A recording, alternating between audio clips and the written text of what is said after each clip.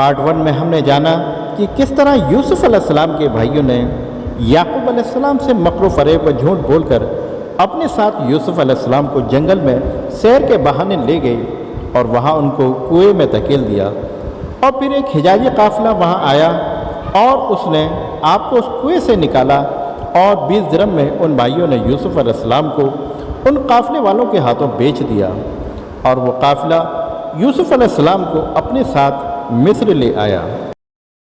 اس زمانے میں انسانوں کو بازاروں میں خریدا اور بیچا جاتا تھا۔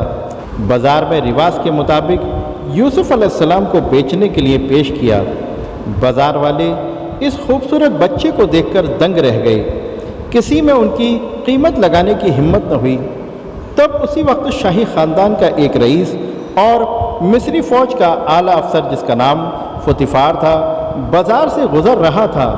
اس نے ان کو خرید لیا اور اپنے گھر لا کر اپنی بیوی سے کہا، دیکھو اس کو عزت سے رکھو، کچھ عجب نہیں کہ یہ ہم کو فائدہ بخشے یا ہم اس کو اپنا بیٹا بنا لیں۔ فوتیفار نے حضرت یوسف علیہ السلام کو اولاد کی طرح عزت و احترام سے رکھا اور اپنے تمام معاملے اور دوسری ذمہ داریاں ان کے سپرد کر دیں۔ یہ سب کچھ اللہ کی منشا کے مطابق ہو رہا تھا۔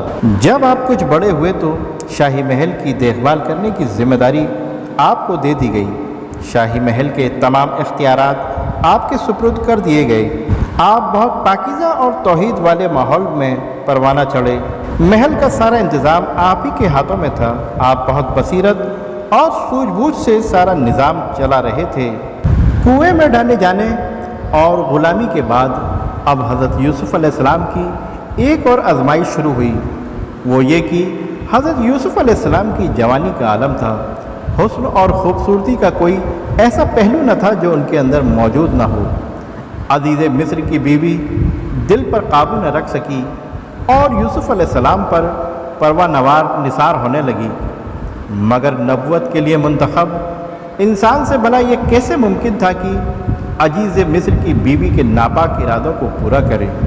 عزیز مصر کے گھر حضرت یوسف علیہ السلام پلے بڑے اور جوان ہوئے تھے۔ آپ بڑے پاکیزہ اور اعلیٰ اخلاق والے تھے۔ آپ بے حد حسین و جمیل تھے۔ عزیز مصر کی بیوی نے جب آپ کے حسن کو دیکھا تو آپ کو بہلانے اور پھسلانے کی کوشش کیا کرتی تھی۔ عزیز مصر کے محل میں عزیز مصر کی بیوی کے لیے ایک خاص کمرہ بنا ہوا تھا۔ وہ خاص کمرہ اتنا خاص تھا کہ اس کے کمرے تک پہنچنے کے لیے 7 دروازوں سے ہو کر گزرنا پڑتا تھا۔ اور ایک روز عزیز مصر کی بیوی نے یوسف علیہ السلام کو اپنی قنیز سے بلاوا بھجوایا۔ قنیز آپ کو ساتھ لے کر اس خاص کمرے کی طرف لے کر چلنے لگی اور ہر دروازے کو اپنے ہاتھوں سے بند کر حضرت یوسف کو لے کر آگے بڑھ جاتی۔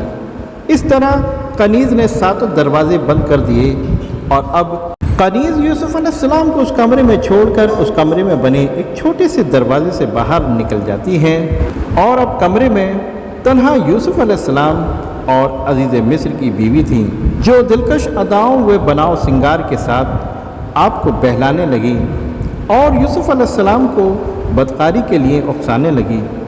اور شیطان مردود پوری کوشش میں لگا ہوا تھا، لیکن اللہ نے یوسف علیہ السلام کو پاک دامن رکھنا تھا، اور سورہ یوسف میں بھی آیا اور پھسلایا یوسف کو اس عورت نے جس کے گھر میں وہ رہتے تھے، اور اس کے نفس کے معاملے میں اور دروازے بند کر دیے اور کہنے لگی، آ میرے پاس آ۔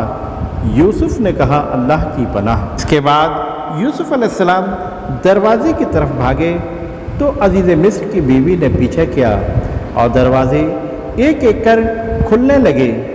عزیز مصر کی بیوی نے آپ کو پیچھے سے پکڑا تو آپ کا کرتا پھٹ گیا۔ تبھی سامنے عزیز مصر اور عورت کا چچیرا بھائی کھڑے تھے۔ عزیز مصر کی بیوی بولی کہ اس شخص کی سزا کیا ہے جو تیرے اہل کے ساتھ برائی کا ارادہ رکھتا ہو، مگر یہ کہ قید کر دیا جائے یا دردناک عذاب میں مبتلا کیا جائے۔ یوسف علیہ السلام نے کہا، اسی نے مجھ کو میرے نفس کے بارے میں پھسلایا تھا اور فیصلہ کیا عورت کے ہی گھرانے میں ایک بچے نے کہ اگر یوسف کا پیرہن سامنے سے چاک ہو تو عورت سچی ہے، اور یوسف جھوٹا ہے، اگر کرتا پیچھے سے پھٹا ہوا ہے تو عورت جھوٹی ہے اور یوسف سچا ہے۔ بس جب اس کی قمیص کو دیکھا تو پیچھے سے چاک تھا، کہا بے شک یہ عورت تیرے مکر و فریب سے ہے، بے شک تمہارا مکر بہت بڑا ہے۔ یوسف علیہ السلام تو اس معاملے سے درگزر کر اور اے عورت تو اپنے گناہ کی معافی مانگ، تو بے شک خطا کار ہے۔ عزیز مصر نے اگرچہ فضیحت اور رسوائی سے بچنے کے لیے اس معاملے کو یہیں پر ختم کر دیا، مگر یہ بات چھپی نہ رہ سکی۔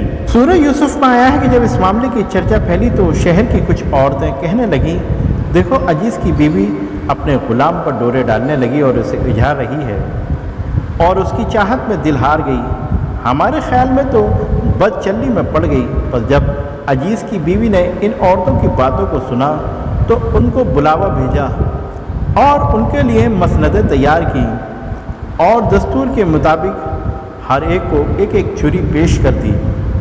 پھر یوسف علیہ السلام سے کہا سب کے سامنے نکل آؤ۔ جب یوسف علیہ السلام کو سارے مجمع کے سامنے بلایا تب یوسف علیہ السلام تشریف لائے تو ساری عورتوں نے پھل کے بجائے اپنے ہاتھ کاٹ لیے اور ان کو کوئی احساس بھی نہ ہوا اور کہنے لگیں یہ انسان نہیں، یہ تو کوئی فرشتہ ہے۔ وہ ساری عورتیں آپ یوسف علیہ السلام پر دیوانہ ہو گئیں۔